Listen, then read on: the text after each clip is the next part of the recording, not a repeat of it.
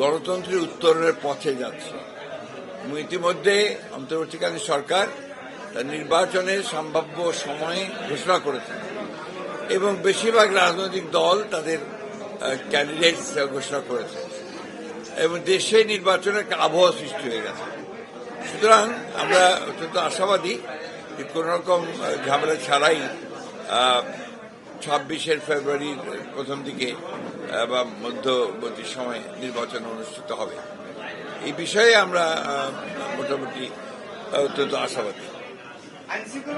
আইনশৃঙ্খলা পরিস্থিতির বিষয়ে আমি মনে করি যে যথেষ্ট উপযোগী আছে, ভালো আছে, কারণ এখন আর এমন কোন পরিস্থিতি নাই যেখানে আপনার নির্বাচন ব্যাহত হবে মেজরিটি, সেটা হওয়ার সম্ভাবনা নেই।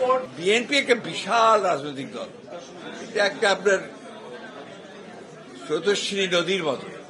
এখানে এক একটা কনস্টিটিউন্সিতে 4টা-5টা করে ক্যান্ডিডেট থাকে, কিছু তো আপনার সমস্যা হবেই। এটা বরাবরই হয়ে এসছে, এটাতে কোনো অসুবিধা নাই। এটা হওয়াটাই বোঝা যায় যে বিএনপি একটা বড় রাজনৈতিক